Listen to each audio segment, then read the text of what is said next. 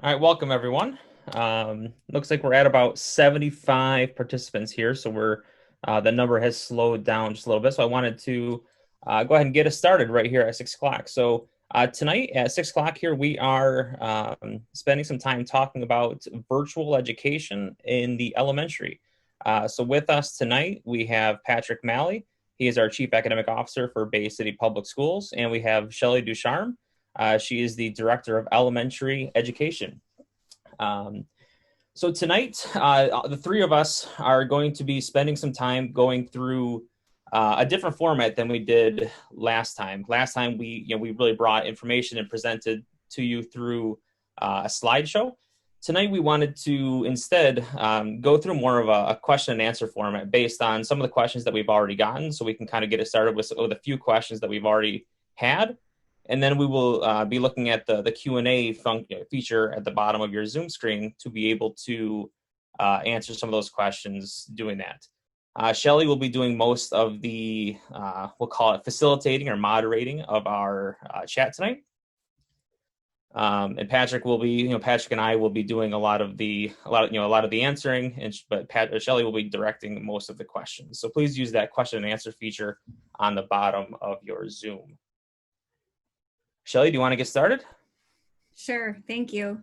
As David mentioned, I'm Shelley Ducharme, and I am going to lead the facilitation of the questioning, and we will go ahead and get started.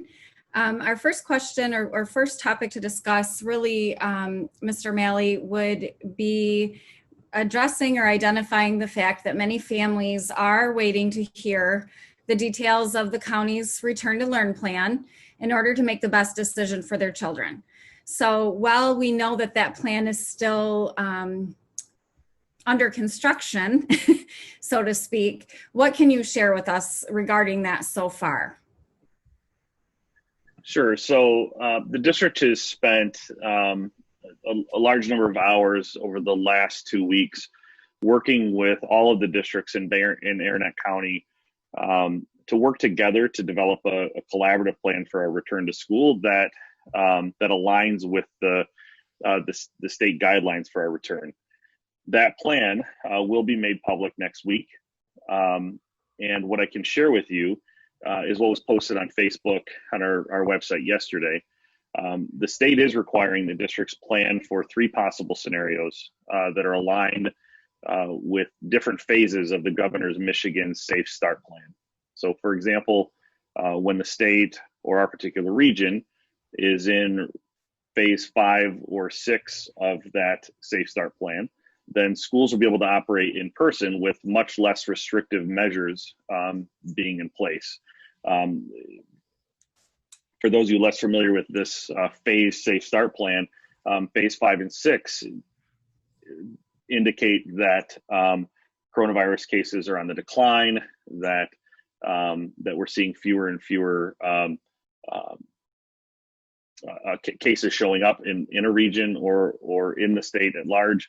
When the state or our region is in phase 4, which is where we're currently at as a state, at least in the southern parts of our state and in mid-Michigan where we're at, schools will be able to operate in person, but with increased restrictions in place, such as masks, barriers, and other measures that we have to consider. If the state or our region is in phase 1 through 3, which would occur if the number of COVID cases rise or continue to rise for an extended period of time, then we'll be required to again operate remotely. And so there's a lot of details to those 3 plans that the state has put forward that schools and districts have to plan for, right? And what does that look like? How do we as a collaborative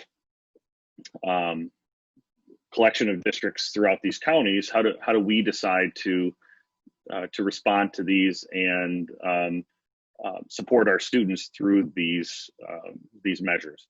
And so that's what we're working with the county on right now, and we look forward to sharing that when it becomes available. And at that time, obviously, there'll be much more Bay City specific details that we can talk about.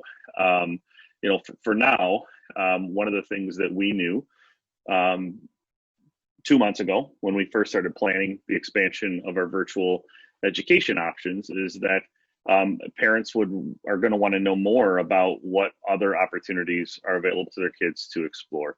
And so alongside that planning for alignment with the Michigan Safe Start Plan, we want to talk to you all tonight about our virtual opportunities that we're excited to be expanding. And so I look forward to hearing David's answers to the questions that you have for him tonight, Shelley. Sounds good. So just to re-emphasize that, while we know all of you are waiting anxiously as we are for the specifics of the return to learning plan, the focus of our webinar tonight will be to share what we are planning and what we have in the works regarding the virtual school specifically. So that is where we're at. And I'd like to ask David, if you could share a little bit about how our virtual school, how will BCPS virtual school compare to other virtual schools or other online virtual opportunities for students? Sure. So I think one of the first things to think about when we talk about Bay City Virtual is that we know that there will be a lot of families, first off, that are going to be choosing Bay City Virtual not as a forever solution. This might not be the solution that they're choosing for their kindergarten to go through 12th grade.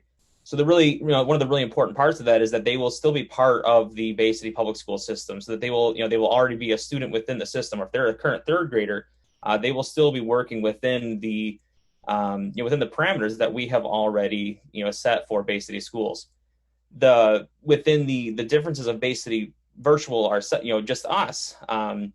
Is I think it's really gonna be an important part is the way that we're staffing the virtual school.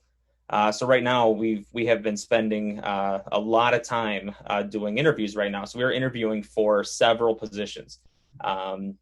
So we had internal postings for Bay City Virtual. So right now we have interviewed for one PE and health teacher. So Bay City Virtual will have its own physical education and health teacher. We're starting with hiring 2 elementary. We believe that we are probably going to need more than 2 elementary, but we need to have a core group of teachers that we can start with, and then we will add more teachers as the enrollment demands require. We're looking at hiring 4 of our own middle school teachers and then 8 high school teachers. And I think it's an important distinction to make that these are going to be Bay City public school teachers. We are going to be utilizing the experts that we have within our district to implement this Bay City virtual school.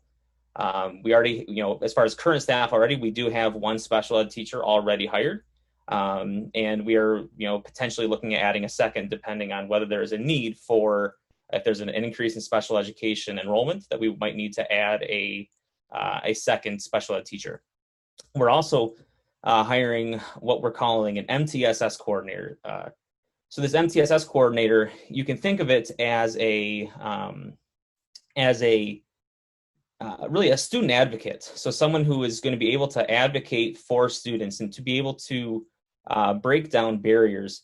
So if you think of the sense that if this staff member was working in a physical building, they would probably be doing some things like working on programs for behavior intervention. But behavior intervention in a virtual world looks much different than a behavior in a physical classroom. So a behavior intervention for a virtual student might be just looking at making sure that a student who let's say is a second grader doing virtual, maybe we're struggling to be able to implement a solid schedule of things for that student to be doing during the day.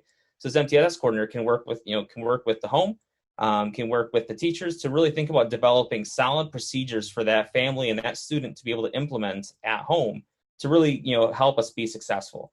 Thinking about what like different incentive programs for students and making sure that students are staying on track. Thinking about interactive activities for when things become more allowable and appropriate. How do we get students who are virtual to be able to have in-person social activities and things like that?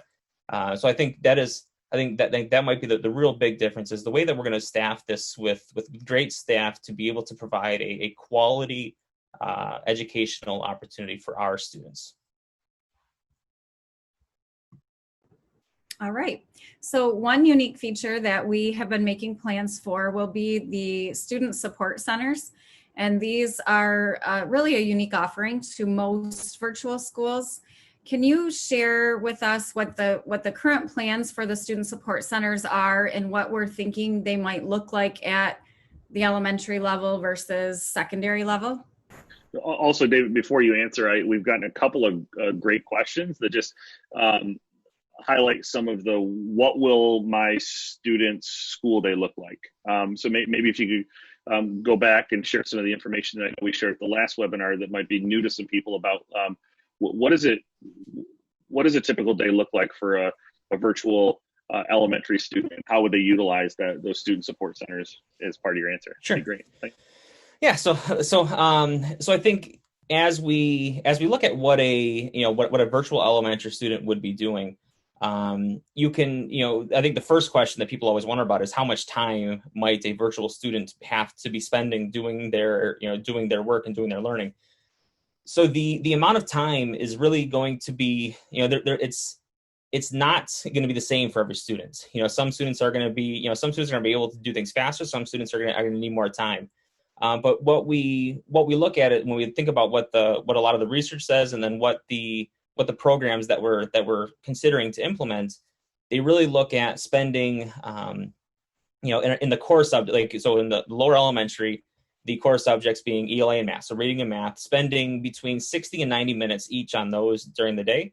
And then our social studies, our science, the different specials courses, probably spending 45 minutes to an hour each day. So the amount of time commitment is going to be very similar to the amount of time that a student would spend learning in the day, just cutting out the lunch period. I hope you're going to feed the kids lunch at home too. But thinking about making the that not necessarily built into the school day, and having those opportunities. So the amount of learning you have that virtual allows you to really customize your time of the student's time at home. The student support centers, how those kind of fit in, is that is where our teachers will be primarily based out of. So our elementary teachers will be based out of two different buildings to start. We're going to have a student support center at Washington Elementary and another center at McAleer Sodden. And the way that we're going to utilize these support centers is to really think about if a student is struggling in a subject, or they need extra intervention, those teachers are going to be able to schedule times with that student to come into the student support center to get a one-on-one or a group lesson with a couple students.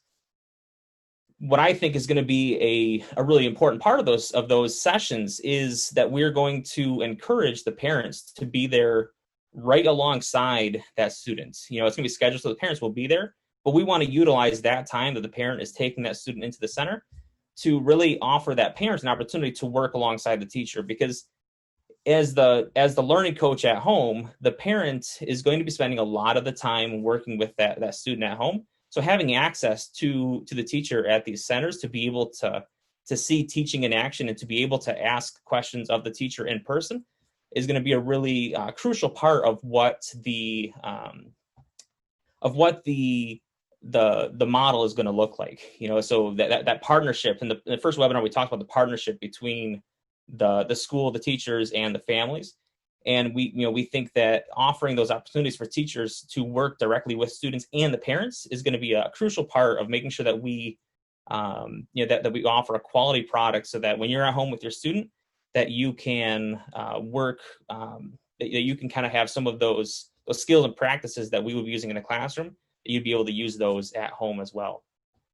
As far as what they look like, I was hoping to have some pictures kind of set up, some renderings of the different rooms, but I don't have the elementary renderings set up yet.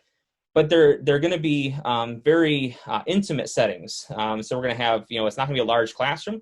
We're going to have some small, intimate office type settings for the teacher to be working with that student and parents.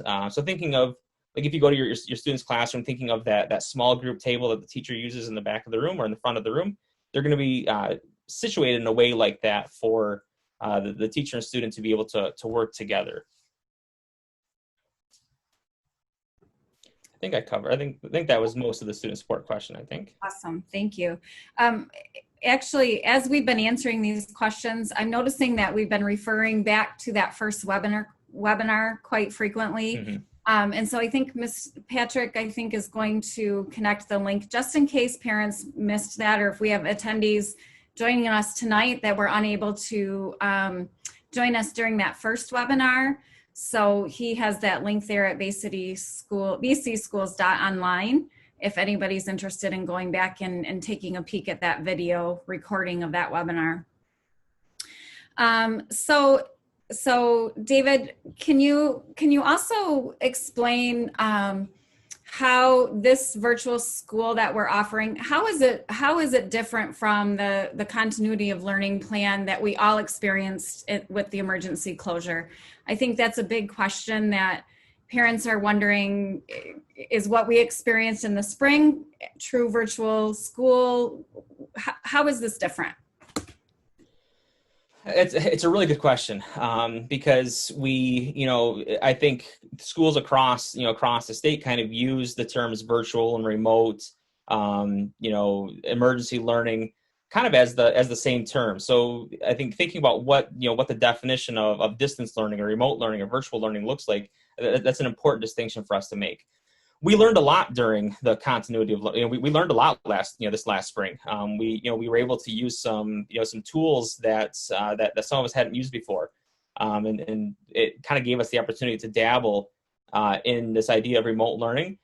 But now, if we're going to plan out a full virtual, we know that it has to be different. And we know that it has to, the phrase that I've been using, it has to rival the rigor and the experience of a traditional school.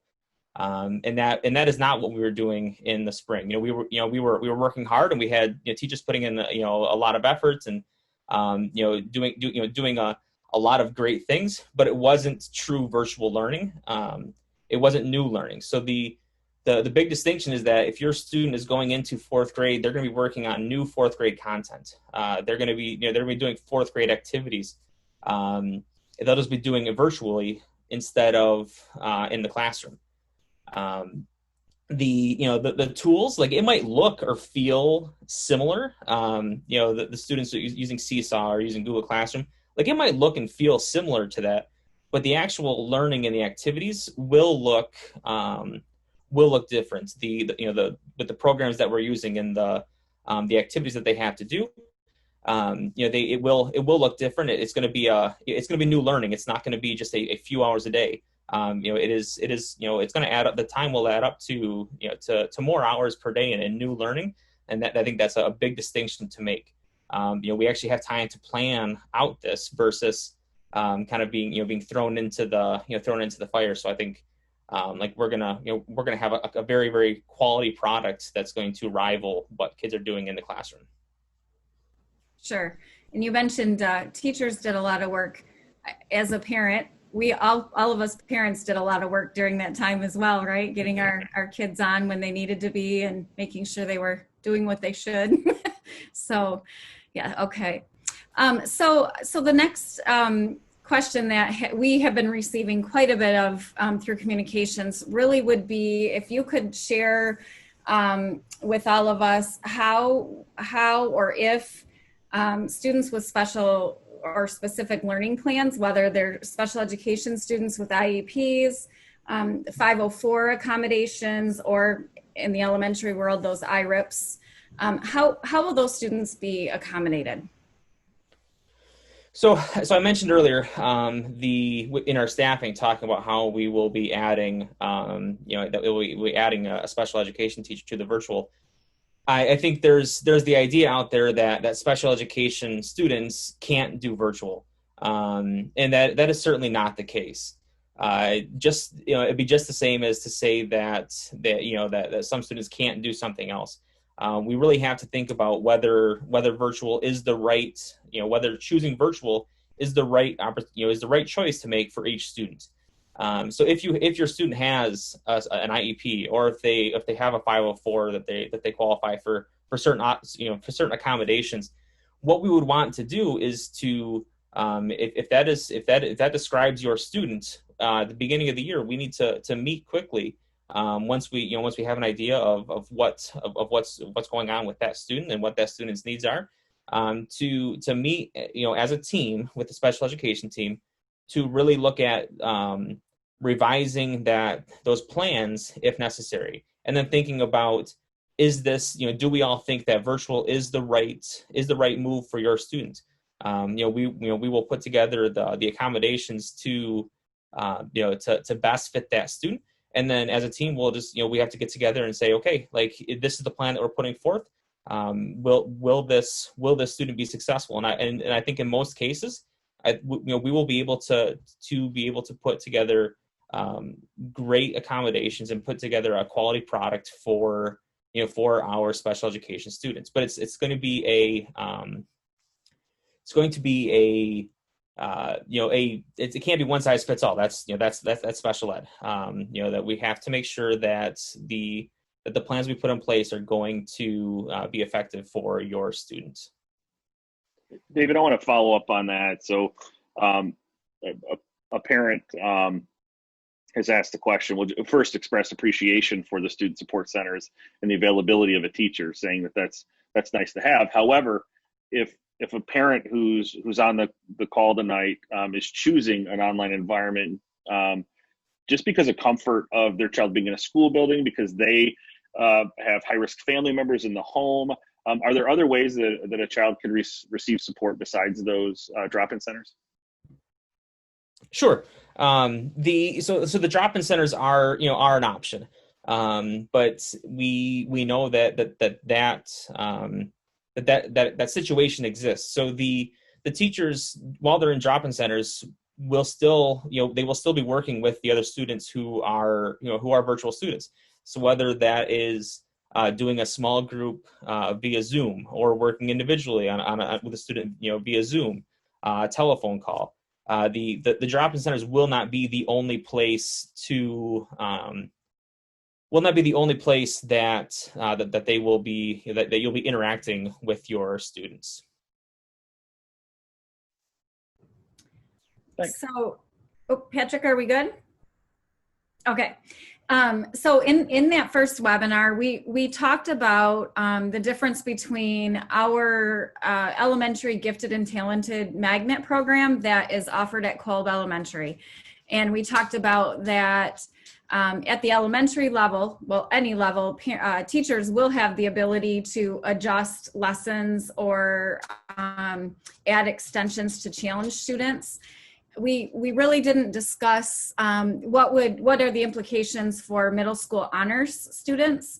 And while this webinar, this particular one, is an elementary focus, my guess is we may have some parents of fifth graders on here, or some parents that have elementary and secondary children. So if you could, David, explain the implications of honors in middle school and how would we meet those needs? Yeah, so this kind of fits for honors or a student who would be considered gifted and talented. So one of the great features of being able to do a virtual program is that we are able to tailor the curriculum and the content for that individual student.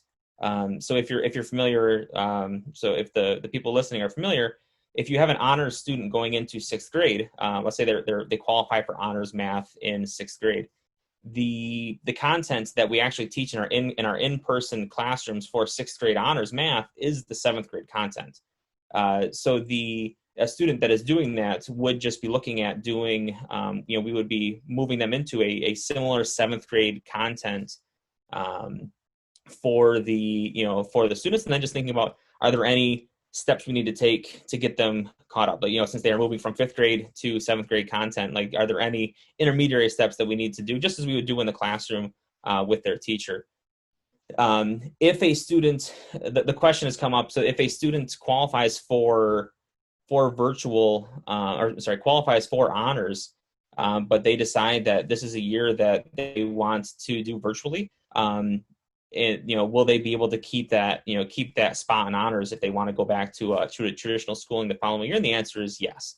We are not going to remove a student from a program that they have qualified for we would want them to be able to hold that slot and stay in that program, just knowing that we aren't necessarily offering a specific virtual honors or gifted and talented program, but that really any students can have an adapted curriculum or content for their specific needs and abilities as we move through a virtual environment.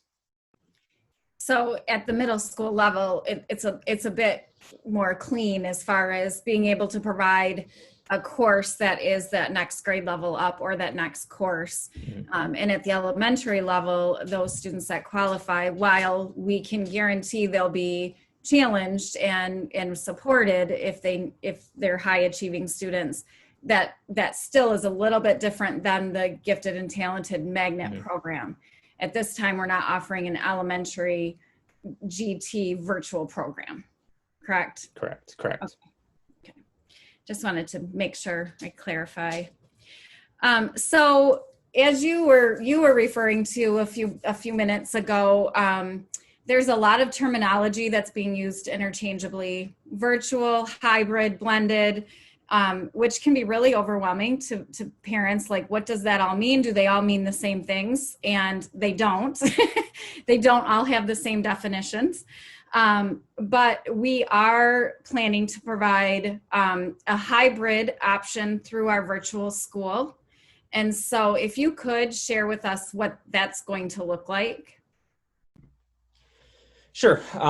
So the idea of hybrid at the elementary is we will be offering the core classes virtually. So the students will be mostly a virtual student. The hybrid model for elementary students will be that we're going to have timing to be determined still, as far as whether it's on a Monday or a Tuesday. But assuming depending on what phase we are as far as the return to learn plan, we will be scheduling different kind of specials. The PEs, the medias, the STEAMs. We will be scheduling kind of combinations of that. So an example could be, not that it will be, but an example of that could be on Monday if you're a K2 student and you choose the hybrid option, that you would have something like a media and STEAM class, a back-to-back media and STEAM class at one of our elementaries. So we would let's say it was cold. So you would have like a media STEAM on Mondays that the parents would bring that student to that class. It would be a cohort class. You wouldn't be just joining one of the on-site class, one of the traditional brick and mortar classes. But we are carving out time within the schedules of the local buildings to be able to offer these opportunities. It won't happen at every building, but we will have different locations that there might be one of the examples that we're looking at is a media STEAM once a week, or maybe STEAM and PE once a week, and just like that will be the hybrid part of the class. So having that opportunity to do things in person and to get that socialization, because that is one of the big questions that people ask is, how will my student be able to socialize with their peers? And this offers a virtual environment that they're going to have those opportunities to socialize with peers in a face-to-face format. So really there's options within virtual. There's that 100% virtual option. And then there is the hybrid option under that virtual umbrella, right? Yes. Yep. Right. Yep. Patrick, we're all there. We're all parents here. So he needed a cord or something that was behind me. So that's sure. my 6-year-old, everybody. So. Yep. That's great. Okay, we're all doing what we can, right? Okay, so when will enrollment be open for families? When if they know they want to choose virtual or they want the virtual hybrid, when will that be open for them? So Patrick talked earlier. The very first question was kind of talking about this return to learn plan that is being released by the Bangor Neck ISD. So we want our families to be able to make what they feel is the best decision for their child, whether they choose to return to a traditional brick and mortar school, whether they want to go back to Western or go back to McAleer, or they want to go back to Washington or Lindsay. We want to make sure that they have all of the information in front of them before they make that choice. So if we're looking at that, looking at that information being released soon, we are looking to have enrollment information available next week. For then that will have the specific timeline for when we are looking to have students enrolled in virtual. We are going to be looking at having families that are already Bay City. If you're already a Bay City public school student, we will be looking to have you opt in to the virtual program. If you are a student that is not currently a Bay City public school, then you would be enrolling just as you would in a regular school, but you'll be enrolling in the virtual school instead of enrolling into the brick and mortar school. But that information, those timelines are going to be released next week. But we're going to want you to opt in. We're looking at probably be opt in by that first full week of August is the plan. So that way it allows us to, it gives families time that, if you're already considering it, so you're already gathering information as a family as far as whether virtual is the right option for you, then you'll be able to see that return to learn plan, and then you'll be able to opt into virtual. And then that allows us to really get, right now all we have are interest numbers. So we're making projections based on how many people we think are interested. And then that will help us determine the specific, the specific numbers of teachers that we're going to need to get started. So I'm looking at as I was talking, I'm looking at the chats or the question and answer. So it's come up as far as whether or not students will be able to to start in one and then go to start in a start in a building and then go to virtual, or vice versa. So the answer is yes. The thing that we need to make sure that we're clear on is that if you're going to choose virtual, we're really planning on, we really need a family to really choose at least a semester, commit to a semester of virtual. That way it allows us to have, put quality programs in place for that student.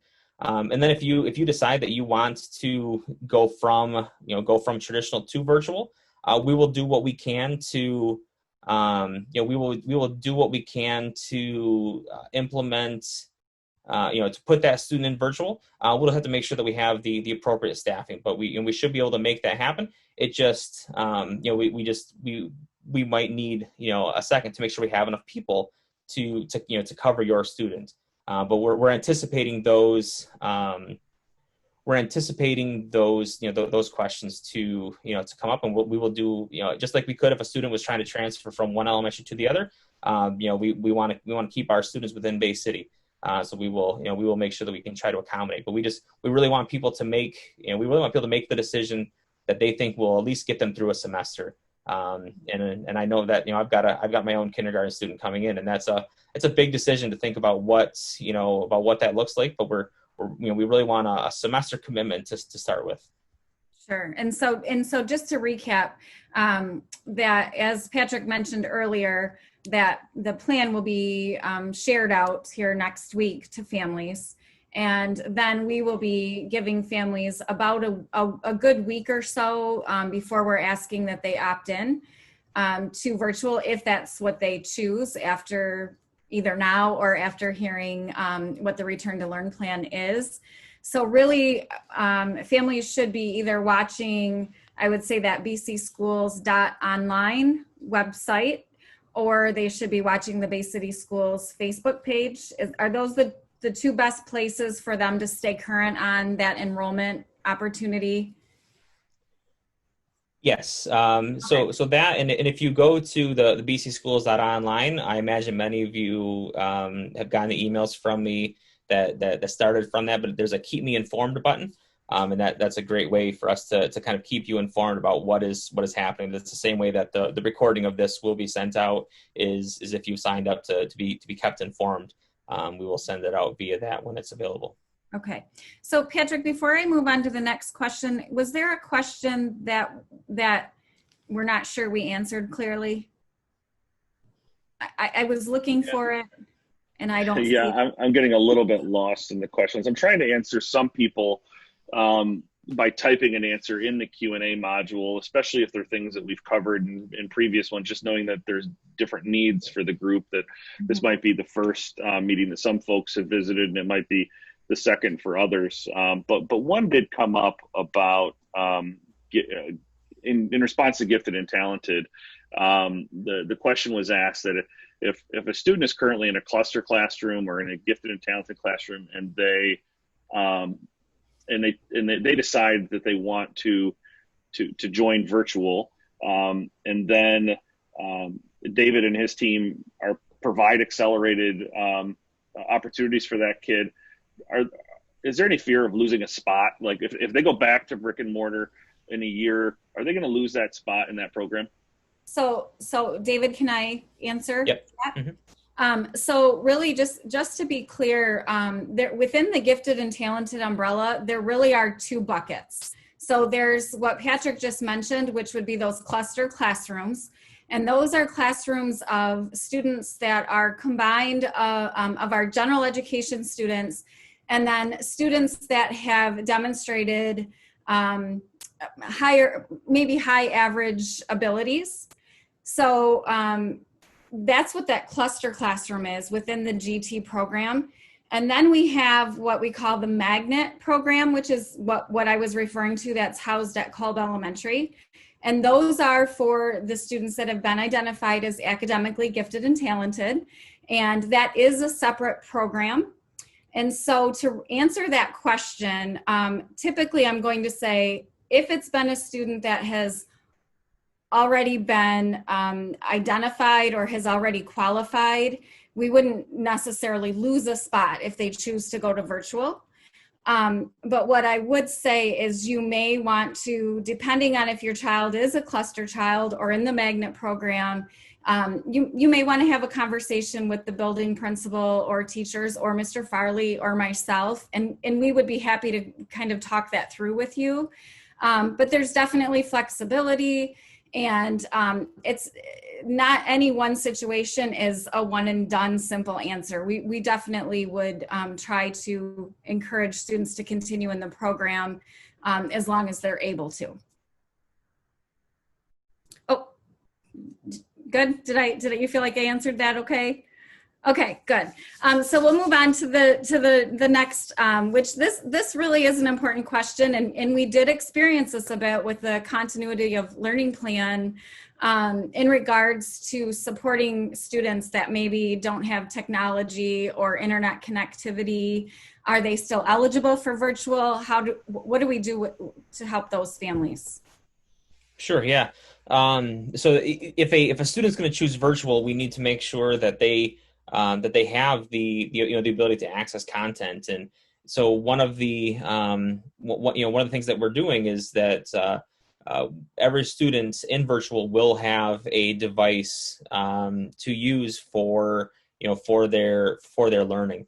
If there is a need for if there is a need for internet access, we will do what we can to help to help with that.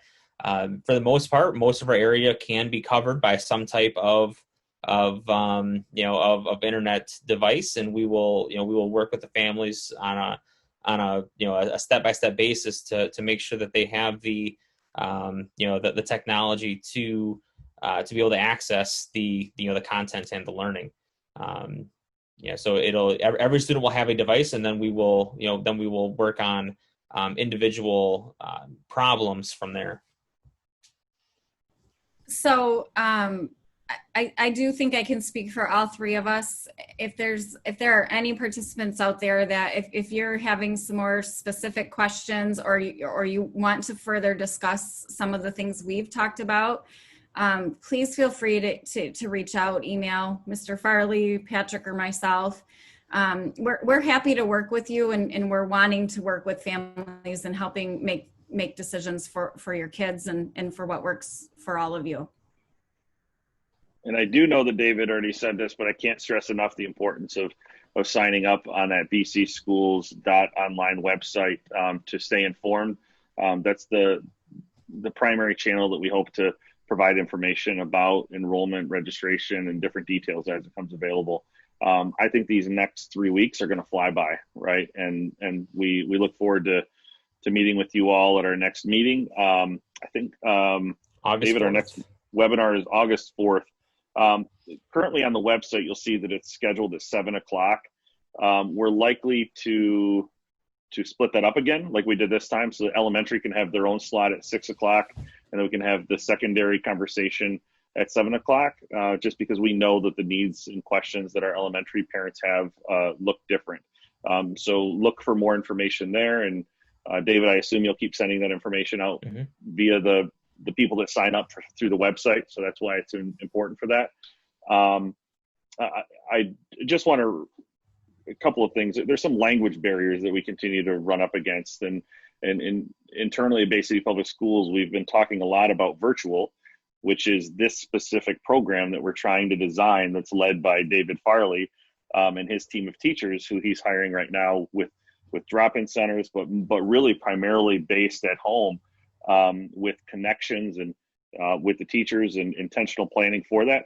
And then there's this idea of remote learning, where if the state says, hey, we're back in phase 3 or phase 1 or phase 2 because of the pandemic, that all students are going to have to be required to learn from home. And we just want to really be careful and intentional to differentiate those two. That what we're hoping to build here and provide for families is an option for flexibility in a virtual format, where teaching and learning is planned to be at home.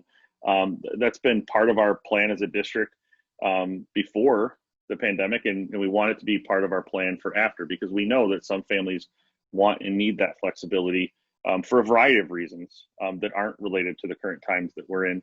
But then at the end of the day, we started with my sharing information about where we're at with our planning for what the state's telling us, just to let everybody know that that's another part of this puzzle that we're trying to solve. And so I guess just in terms of vocabulary lesson, when we talk about virtual, know that we're talking about this program specifically designed around families and students who will be learning in that format. When we talk about remote learning, that's the phrase that you'll hear us use more frequently when we talk about students who are in school who are now required to learn remotely because of the conditions on the ground. Messy language to learn all of this on the fly like this over the summer, but we just think that's really important for us to differentiate, so that way we can help have more conversations in the future. So anything else, Shelley? David, anything to wrap us up? No, I just want to thank everyone for taking time out on what appears to be out my window a pretty nice muggy night. But thank you for taking that time and for wanting to learn more. And I look forward to doing this again and to getting to know our virtual students and getting started on our program. So thank you. Yep. Thank you. Thank you, everybody. Have a great night, people. Take care.